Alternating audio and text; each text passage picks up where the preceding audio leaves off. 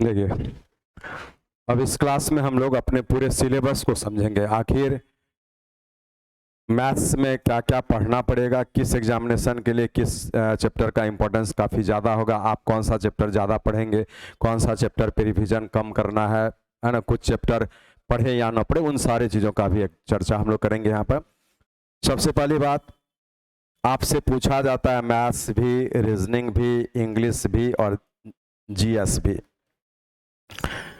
अब जैसे मैथ्स का चर्चा तो करेंगे ही, जीएस में आपका जो ना 3-4 सेक्शन हो जाता है। जैसे एक बोलते हैं स्टैटिक जीके, है ना, ये स्टैटिक जीके।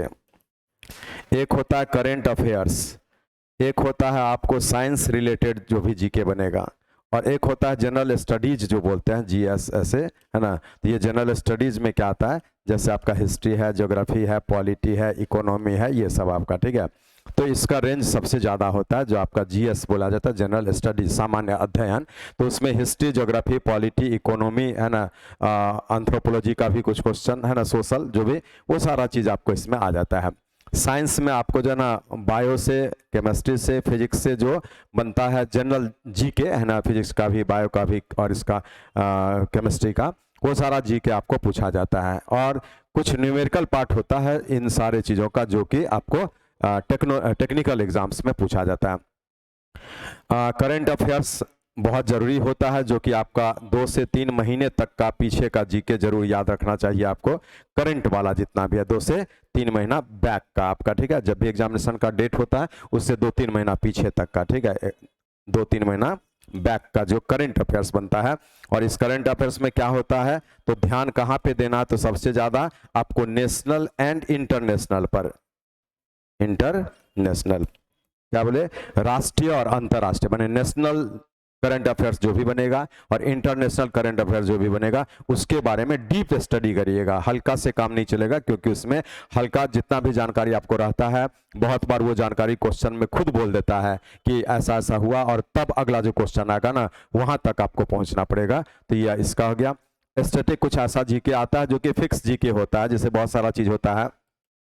क्वाइंस पर जीके आता है, बुक्स एंड ऑथर्स पे जीके आता है कि ये किताब किसके द्वारा लिखा गया, ये नोबेल किसके द्वारा लिखा गया। क्वाइंस अलग अलग देशों का, है ना, जो भी चलता है, मुद्रा, है ना, किस देश का मुद्रा का नाम क्या होता है, वो सारा चीज़ आपको यहाँ पर आता है। कुछ अवार्ड्स होता है ना, ये चीज़, कुछ प्राइज है, वही अवार्ड हो गया, प्राइजेस। तो ये सब जो है ना आपका इस प्रकार से ये जीके को भी तैयार करना पड़ता है। तो ये सब क्या होता है, ऑलमोस्ट क्या है, जैसे एक बार अगर पढ़ लेते हैं तो वो चेंज नहीं होता है। नॉर्मली एक बार पढ़ लिए चेंज नहीं होगा। अब चेंज कहां पर होता है, ईयर बाय ईयर। जैसे कि ज्ञानपीठ पुरस्कार 2022 का, 2020 का, और इधर आपका 2023 का, ऐसे पूछेगा तो वो चेंज ईयर बाय ईयर आपका हो जाता है, ठीक है। तो वो सारा चीज पे थोड़ा ध्यान देना है। करंट अफेयर्स प्रतिदिन चेंज होता है नॉर्मली, उस पर विशेष ध्यान देना पड़ेगा। और ये तो एक मेन हिस्सा होता है जीके जीएस का, तो ये है ही ऐसा, ठीक है। अब इतने सारे चीज़ों का एक एक्स्ट्रा आपको जो है ना तैयारी करना पड़ेगा। तो जीके जीएस का रेंज बहुत ज़्यादा है। आप जब एग्जामिनेशन पास करेंगे तो उसके लिए नॉर्मली बैंक का अभी चर्चा हम छोड़ देते हैं। तो बैंक छोड़ करके, जैसे बैंक का एग्जामिनेशन अगर हम छोड़ देते हैं, तो इसके अलावा कोई भी एग्जामिनेशन आप देंगे तो आपको मैथ्स और जीएस इन दोनों पे पकड़ सबसे ज़्यादा बनाना पड़ेगा। तो प्रायोरिटी उन चारों सब्जेक्ट्स में से आपको इन 2 का देना पड़ेगा, ये आपको ध्यान में रखना है, ठीक है। तो 4 सब्जेक्ट्स में 2 सब्जेक्ट्स को बहुत अच्छा करना है, और बाकी बचे हुए 2 सब्जेक्ट्स को on an average and above उससे अगर आप रखते हैं तो आपका सिलेक्शन होगा। क्या समझा है कि जैसे बैंक छोड़ करके बाकी कोई एग्जामिनेशन दे रहे हैं तो मैथ्स और जीएस पे पकड़ अच्छा करिए, इसमें स्कोर हाई करने का प्रयास करिए। इसके अलावा रीजनिंग, इंग्लिश जो भी आपको और देगा उसमें एवरेज से थोड़ा ज्यादा रहे, एवरेज तक भी रहे, तो आपका काम चल जाएगा, मेरिट लिस्ट में आपका नाम आ जाएगा, ठीक है। अब जब हम सिलेक्शन में आते हैं तो देखिए, जब तक आप अनएम्प्लॉयड है तब तक आपका इच्छा होता है कि हमारा किसी न किसी तरह से सिलेक्शन हो जाए। आप, है ना, पद नहीं देखते हैं कि किस रैंक पर हम आते हैं, बस सीधे सिलेक्शन हो जाए। ये तो सिलेक्शन के लिए क्या होता है ना, ये भी समझ लेना है। आपके किसी भी एग्जामिनेशन में चीप लेवल का प्रश्न होता है, मीडियम लेवल का प्रश्न होता है, और टॉप लेवल जो अपर लेवल बोलते हैं, ये अपर लेवल का क्वेश्चन होता है। मीनिंग है 3 लेवल से क्वेश्चन दिया जाता है, जिसमें अपर लेवल का क्वेश्चन 20% मान के चलिए, चीप लेवल का क्वेश्चन भी 25% मान के चलिए, और ये 55% ऐसा हो गया। तो अर्थ क्या निकला कि आप अपना जो प्लानिंग बनाते हैं उसके लिए बोले इतने तरह का क्वेश्चन पूछा जाएगा। तो ध्यान दीजिए कि चीप लेवल के प्रश्न का अर्थ क्या होता है कि क्वेश्चन बहुत इजी है, आप सारे छात्र इजीली खुद बना लेते हैं, है ना, माने वो आसान क्वेश्चन आसान हो गया, ये थोड़ा भारी हो गया, मॉडरेट बोलते हैं, मीडियम लेवल मॉडरेट, और ये थोड़ा और ज्यादा भारी हो गया ऐसा। तो आप इसमें सोचिए कि अगर एग्जामिनर इसी प्रकार का आपको क्वेश्चन देगा किसी भी एग्जामिनेशन में, तो पहला प्रायोरिटी आप सारे छात्रों का होना चाहिए प्लानिंग में कि हम चीप लेवल और मीडियम लेवल पे पकड़ अच्छा अगर कर लेते हैं तो 80% क्वेश्चन पे पकड़ मेरा हो जाता है। और 80% क्वेश्चन पे पकड़ होने का अर्थ होता है कि आपका सिलेक्शन हो जाता है, क्योंकि कट ऑफ जो है 75 के इर्द गिर्द होता है, 70-75 ऐसा। इसलिए प्लानिंग में ये रखिएगा कि अपर लेवल मीन्स क्या है कि मैथ्स आपका थोड़ा कमजोर है और क्वेश्चन अपर लेवल थोड़ा भारी होता है, तो आपको बनाने में समझने में प्रॉब्लम होता है, तो उस जगह पर हम अपर लेवल को थोड़ा स्किप भी करेंगे तो हमारा काम हो जाएगा, हमको जॉब यहां पर मिलेगा 80% जो तैयारी हुआ उससे। लेकिन कुछ छात्र ऐसे होते हैं कि जॉब तो मेरा मिलेगा ही, मैंने उतना विश्वास ऑलरेडी है ऐसा, वो रैंक चाहते हैं कि नहीं अगर हम एसएससी सीजीएल देंगे तो इनकम टैक्स में जाएंगे, इच्छा है उनका चॉइस, सीबीआई में ही जाएंगे, प्रिवेंटिव ऑफिसर बनेंगे। तो जिनका चॉइस होता है ना कि रैंक लाना है, तो ये अपर लेवल का जहां तक बात होता है ना, तो ये किसके लिए वो आपको दिखा रहा है ये चीज। अगर आप रैंक लाना चाहते हैं, रैंक का अर्थ क्या हो गया कि आप अपने इच्छा के अनुसार पद लेना चाहते हैं, माने इच्छा वाला पोस्ट लेना चाहते हैं, है ना, इच्छा वाला पद ऐसा, तो इसके लिए आपको रैंक अच्छा लाना पड़ेगा, है ना। रैंक नहीं अच्छा लाने से क्या होता है कि आपको बिलो लेवल का डिपार्टमेंट मिल जाता है। इसलिए रैंक अच्छा लाने के लिए जो छात्र तैयारी करना चाहते हैं वो अपर लेवल पर भी पकड़ बनाएंगे। मेरे बात को समझना अच्छे से इजी वे में कि जिनका बेस कमजोर है, अभी रैंक मत सोचिए, पहले सोचिए एक नौकरी मिले और उसके लिए चीप लेवल और मीडियम लेवल के प्रश्न पर अच्छा पकड़ बनाएंगे। और जिनको रैंक लेना है ना, वो छात्र जो है आगे बढ़ेंगे और अपर लेवल पर भी मेहनत करेंगे और उस पर भी होल्ड बनाएंगे। और आपको जो क्लास में पढ़ाया जाएगा वो cheap level, medium level, upper level, ये किसी भी लेसन में तीनों लेवल टच किया जाता है। अपर लेवल का अर्थ हो गया कि एसएससी सीजीएल मेंस लेवल तक जो क्वेश्चन देता है वो आपको जो है ना अपर लेवल में आ जाता है, ठीक है। तो वहां तक हम लोग जाएंगे, ये तो एक चर्चा हो गया ओवरऑल। चलिए अब आते हैं, जब हम यहां पर मैथ्स के बारे में सोचेंगे तो आखिर मैथ्स में क्या क्या हम लोगों को करना है, क्या क्या पढ़ना है, कैसे पढ़ेंगे। तो सबसे पहला एक बात ऐसा कि आप जो है ना कोई भी किताब घर में एक रख सकते हैं, नहीं भी रखेंगे तो आपका काम चलेगा, है ना, क्योंकि आपको यहां असाइनमेंट तो हम देंगे ही आपको। ऑब्जेक्टिव अरिथमेटिक ऐसा, ये बाय आप आर.एस. अग्रवाल होता है, ये एक ले लीजिए, न्यू वर्जन, न्यू एडिशन। बोले ये आपका घर में रहेगा जिससे आप खुद पढ़ेंगे अपने से, जो दिक्कत होगा आप हमसे ऑफिशियली मिल लेंगे, ऑफिस में पूछेंगे, नहीं आपको अपने से पढ़ना है, एट होम इस किताब को रखना है, पढ़ना, जिस दिन पूछना होगा 2-4 क्वेश्चन लिख करके आ जाइएगा, ऐसा किताब लाने का काम भी नहीं है, ये आप घर पे ले सकते हैं। हम ये नहीं बोले कि लेना ही है, ले सकते हैं, आपकी इच्छा, ले ले तो बेटर होगा, क्योंकि घर पे आप अपने अनुसार भी पढ़ा करिए, ठीक है। अब क्या होता है कि जब क्लास का बात उठता है तो क्लास में फिर हम लोग जो पढ़ाएंगे वो हमारा असाइनमेंट होगा, जो प्रायः चेंज हो जाता है ना, मैंने कुछ दिन के बाद फिर नया असाइनमेंट बन जाता है ना। तो हर बैच में प्राय हम लोग जो है ना 1-2-3 बैच पास होता है तो असाइनमेंट पूरी तरह से बदल देते हैं। तो असाइनमेंट जब चेंज होता है यहाँ पर, तो ये आपका जो है ना बार बार हमारा नया होते रहेगा। और कारण नया करने का ये होता है कि अगर कोई क्वेश्चन चेंज किया तो हम उसको उसमें ऐड कर देते हैं, चेंज नहीं किया तो पुराना पैटर्न चलता है आपका। असाइनमेंट जो आपको क्लास में दिया जाएगा, आपका सबसे बड़ा रामबाण जो बोलते हैं वो यही होगा, मीनिंग आप सारे छात्र इस पर अच्छा होल्ड बना लेंगे, जो हम आपको क्लास में पढ़ाएंगे तो आपका सिलेक्शन होगा ही।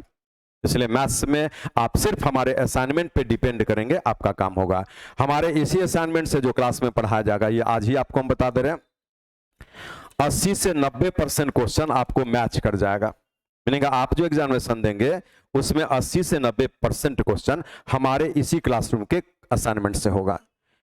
अर्थ निकला कि अगर 100 क्वेश्चन वो पूछा एक एग्जाम्पल, तो 100 क्वेश्चन में 80 मिनिमम भी मान लीजिए कि 80 क्वेश्चन आपके इसी क्लासरूम में जो पढ़ाया गया वही उसको देना है, केवल अंक बदल देगा, संख्या बदल देगा, लेकिन सारा चीज वही होगा।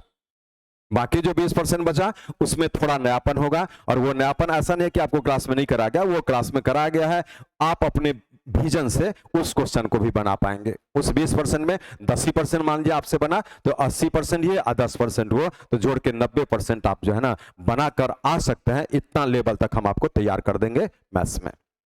अब आते हैं आगे हम कि आखिर मैथ्स में पढ़ना क्या क्या है। पढ़ना तो बहुत चीज होता है। पहला है इसमें अरिथमेटिक।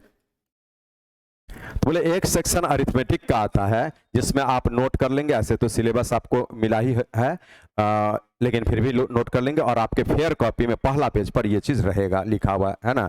अरिथमेटिक में क्या पढ़ना है तो आपको जो है लिखते जाएंगे नंबर सिस्टम। फास्ट में अपना लिख लेंगे मेरे साथ ही, नंबर सिस्टम। दूसरा लेसन में सिंप्लीफिकेशन, सिंप्लीफिकेशन। तीसरा लेसन में एलसीएम एंड एचसीएफ। चौथा लेसन पर आएंगे तो यहां पर मिक्स्ड प्रोपोर्शन होगा, मिक्स्ड प्रोपोर्शन। पांचवा लेसन आप लिखेंगे ratio and proportion, ratio and proportion. छठा लेसन बोलेंगे एलिगेशन, एलिगेशन हिंदी में मिश्रण बोलते हैं, एलिगेशन। सातवां लेसन का बात किया जाए तो एलिगेशन के बाद में एवरेज होगा, बहुत इंपॉर्टेंट लेसन सब होता है। एवरेज के बाद में एज आएगा, एज के बाद में पार्टनरशिप आएगा, पार्टनरशिप के बाद में परसेंटेज आएगा। आप सारे छात्र इसको लिखते जाइए मेरे साथ में। परसेंटेज के बाद में प्रॉफिट एंड लॉस आएगा, प्रॉफिट एंड लॉस। इसके बाद में आपको टाइम एंड वर्क आएगा। इसके बाद में पाइप एंड सिस्टर्न आएगा, पाइप एंड सिस्टर्न। 14 नंबर पे आ जाएगा time and distance, time and distance. 15 number पर आ जाएगा ट्रेन। 16 नंबर पर आ जाएगा बोट एंड स्ट्रीम। 17 नंबर पर आ जाएगा games and races, games and races. 18 number पर आ जाएगा स्टॉक एंड शेयर्स। 19 नंबर पर आ जाएगा, 19 नंबर पे हम चेंज करते हैं, स्टॉक एंड शेयर्स हो गया। 19 नंबर पे आप अभी लिख लेंगे ऐसे लॉगरिथम। 20 नंबर पर आप आ जाएंगे तो इसमें सिंपल इंटरेस्ट लिखिएगा। 21 नंबर पर आप लिख लेंगे कंपाउंड इंटरेस्ट, ऐसा। अब 21 के बाद हम फिर आएंगे 22 नंबर को लेकर के, तो इधर हम डिलीट कर देते हैं। तो चलिए 21 नंबर तक आप आ चुके हैं, ओके। अब हम आते हैं यहां पर 22 नंबर में क्या आएगा। 22 नंबर पे जब आप आते हैं तो यहां पर लिख लीजिएगा मेंसुरेशन, क्षेत्रमिति, मेंसुरेशन। 22 नंबर मेंसुरेशन भी हो गया। और इसके बाद हम लोग आ जाते हैं अब एडवांस मैथ्स पर। चलिए एडवांस मैथ्स पर जब आएंगे तो इसमें आता है एक सेक्शन अलजेब्रा का, एक सेक्शन प्रोग्रेशन का, एक सेक्शन आपका ट्रिगो का, एक सेक्शन हाइट एंड डिस्टेंस का, हाइट एंड डिस्टेंस, एक सेक्शन आपका ज्योमेट्री का, और एक सेक्शन जो है कोऑर्डिनेट ज्योमेट्री का, कोऑर्डिनेट ज्योमेट्री। तो बोले आप लिखे थे 22 नंबर, उसके बाद हो गया 23 नंबर, ये 24 नंबर, ये 25 नंबर, ये 26 नंबर, ये 27 नंबर, ये 28 नंबर, यहां तक तो हम लोग आ चुके। अब इसके आगे जब हम बढ़ेंगे तो अगला आता है कुछ बैंक स्पेशल, ठीक है। अगला आता है कुछ बैंक रिलेटेड, बैंक स्पेशल। ये 3 कैटेगरी है, अरिथमेटिक, उसके बाद में आपका एडवांस और बैंक स्पेशल। तो चलिए यहां पे आ जाता है एक नंबर सीरीज, नंबर सिस्टम पढ़े थे, आज ये नंबर सीरीज हो गया। उसके बाद में आता है अप्रॉक्सीमेट वैल्यू, आसन्न मान, अप्रॉक्सीमेट वैल्यू। उसके बाद आता है कैसलेट्स। उसके बाद आता है इनइक्वालिटी, असमानता। इनइक्वालिटी, ठीक है। इसके बाद आ जाता है आपको डेटा सफिशिएंसी, इसके बाद आ जाता है आपको डेटा इंटरप्रिटेशन, ऐसा। इसके बाद आपको आ जाता है permutation and combination, permutation and combination. इसके बाद आ जाता है आपको इस जगह पर प्रायिकता, जो प्रोबेबिलिटी होता है। तो अब यहां पे थोड़ा सा चर्चा होगा डिटेल्स में। ये तो देखिए, एक लगभग हम आपको 36 लेसन यहां पर लिख कर दिखा दिए, और कुछ लेसन्स को क्या किया, मिक्सअप कर दिए हैं। मीनिंग जैसे हम सिंप्लीफिकेशन जहां लिखे थे उसमें square root and cube root power answers उन सारे को शामिल कर दिया गया है, तो कुछ मर्ज किया हुआ लेसन्स है ऐसा। अब यहाँ पे एक चीज और समझना अच्छे से कि जितने भी लेसन्स लिखे गए हैं, 36 लेसन तो हम आपको दिखा ही रहा है ऐसा, तो इतना तो पढ़ना पड़ेगा ही आपको। अब क्या होता है कि कुछ एग्जामिनेशन में कुछ लेसन का महत्व ज्यादा होता है और कुछ एग्जामिनेशन में कुछ लेसन का महत्व कम होता है। तो सबसे बड़ी बात एक लाइन में याद कर लीजिए कि एडवांस मैथ्स का जो सिलेबस है ये बैंक में नहीं होता है, तो एडवांस मैथ्स बैंक में नहीं होगा। मीनिंग बैंक क्लर्क देना हो या बैंक पीओ देना है तो इतना लेसन आपका छट जाएगा, इतना पे आपको पढ़ाई नहीं करना है, रिवीजन नहीं करना है, ठीक है। क्लास में तो पढ़ लेंगे, नहीं रिवीजन नहीं करना है। बैंक का जब भी तैयारी आप अच्छा से करेंगे तो ये छोड़ दीजिएगा, ठीक है।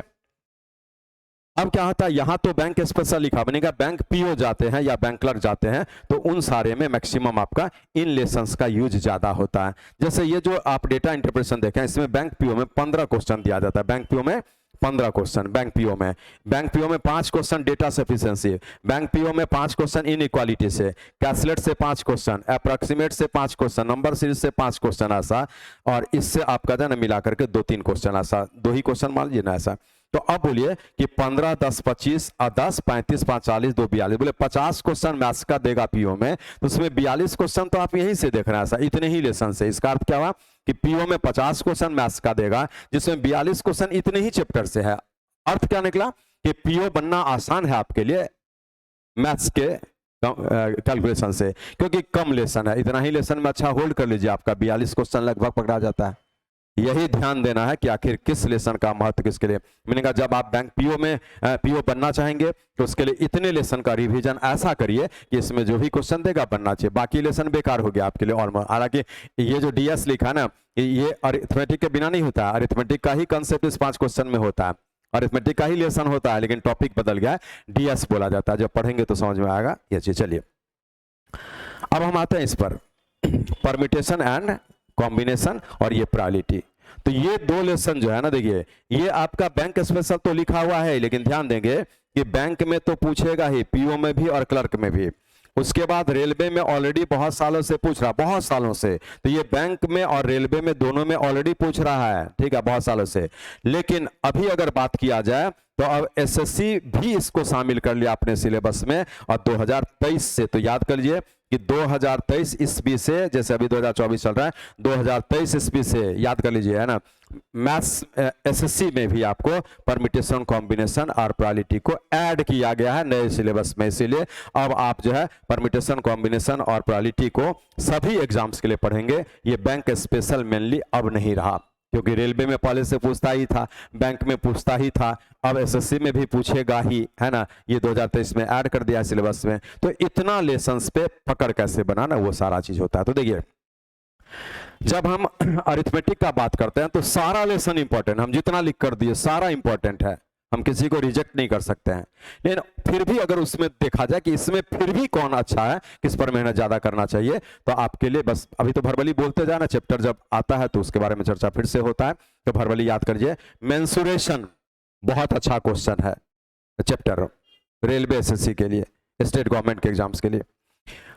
Percentage, profit and loss, time and work, time and distance, train, उसके बाद में ratio and proportion, alligation, average, simplification, number system, LCM, HCF, है ना, समवॉट मिक्स प्रोपोर्शन भी क्वेश्चन देता है, हल्का है से, चलिए उसको थोड़ा इग्नोर भी कर दे, क्योंकि हल्का है तो इंपॉर्टेंट तो है ही। तो ये जितना लेसन CISI माने सिंपल इंटरेस्ट कंपाउंड इंटरेस्ट है ना, इतना लेसन आपका मोस्ट इंपॉर्टेंट माना जाता है अरिथमेटिक सेक्शन से किसी भी एग्जाम के लिए। और बाकी एडवांस में ये जो दिख रहा है, तो एडवांस में अलजेब्रा का भी महत्व है, प्रोग्रेशन का भी महत्व है, आपको ज्योमेट्री का भी है, कोऑर्डिनेट का भी है, ट्रिगो का भी है। हाइट एंड डिस्टेंस का महत्व थोड़ा कम होता है ना। तो ये इसमें भी हम आपको दिखा दें कि किसका इंपॉर्टेंस ज्यादा है, और जिसका इंपॉर्टेंस ज्यादा है उसमें पकड़ आपको ज्यादा बनना चाहिए। अब यहाँ पर देखिए, इधर भी बहुत सारा चीज वो लिखा था, ये तो अरिथमेटिक सेक्शन का था जिसका हम चर्चा कर ही दिए।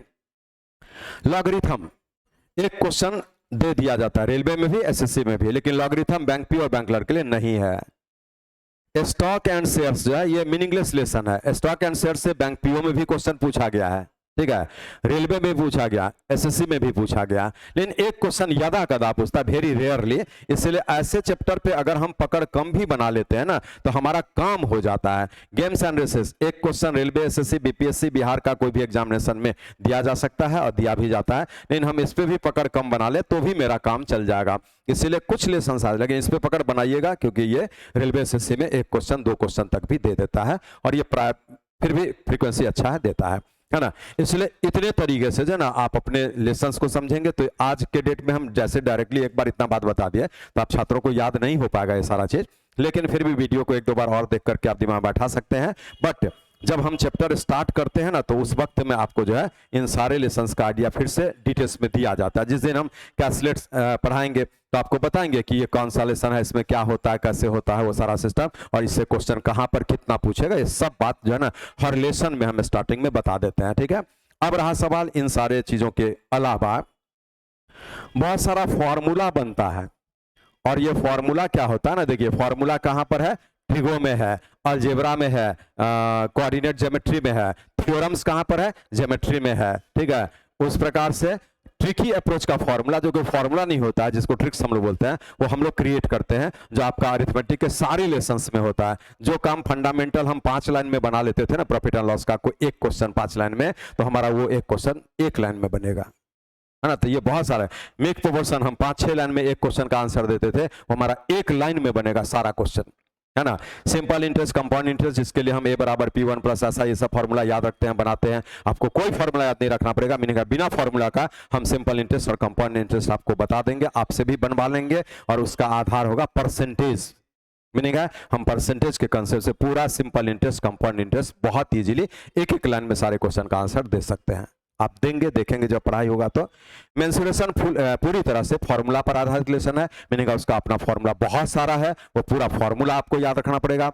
अलजेब्रिक फॉर्मूला बहुत सारा है, वो पूरा फॉर्मूला आपको याद रखना पड़ेगा। तो आप चिंता ना करें कि फॉर्मूला कौन सा है, कहां से मिलेगा, क्या, वो सारा हमारा जिम्मेदारी बनता है। आपको हम वो जब भी जरूरत पड़ता है स्टार्टिंग में लिखा देते हैं। जिस दिन मेंसुरेशन पढ़ाया जाएगा तो आपको जो है ना वो फॉर्मूला आपको शुरू में लिखाया जाएगा। जिस दिन अलजेब्रा पढ़ाया जाएगा तो पूरा फॉर्मूला आपको शुरू में लिखाया जाएगा। इसलिए ये जिम्मेदारी मेरा है, और आप सारे छात्र करेंगे क्या, तो जो ऑफलाइन पढ़ते हैं, ऑफलाइन वाले जो है एक रफ कॉपी क्लास में लेकर आएंगे, एक रफ कॉपी लेकर आएंगे, और इसी रफ कॉपी में आप जो है अपना अच्छे हैंडराइटिंग में समूहाट है ना अपना लिखेंगे फास्ट में। लेकिन सेम डे आप घर पर जाकर के, सेम डे एट होम, एक अच्छा फेयर कॉपी जो आपके पास में रहेगा, ऐसा करते हुए एक अच्छे थिकनेस का बता रहे हैं ना, ये थिकनेस हम दिखा रहे हैं, एक अच्छा कॉपी आपको लेना है। कॉपी नंबर 1 होगा, कॉपी नंबर 2 होगा, ऐसा 5-6 कॉपी लगेगा पूरे सिलेबस के लिए।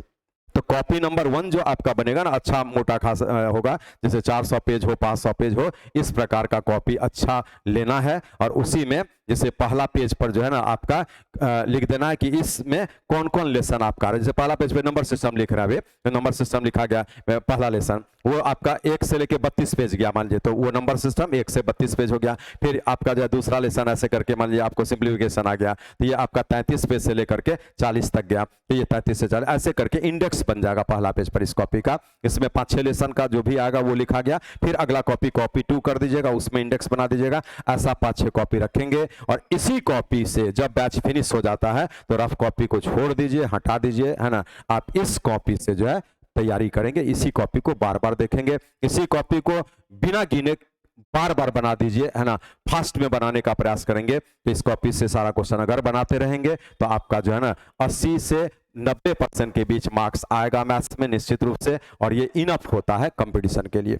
100 के लिए कभी सोचिएगा भी नहीं, है ना, क्योंकि टाइम के प्रेशर से कुछ ना कुछ स्लिपनेस होता है, कुछ ना कुछ आपका मिस होता है, कुछ भारी ट्विस्टेड दे दिया नहीं बन सकता है, तो इससे ज्यादा नंबर लाने का प्रयास भी नहीं करना है, क्योंकि 70 से 75 के बीच में तो कट ऑफ होता है, सिलेक्शन हो जाता है, और 80 तक हम चले जाते हैं तो मेरिट लिस्ट में आ जाते हैं, माने ऊंचे पद पर, है ना, रैंक में।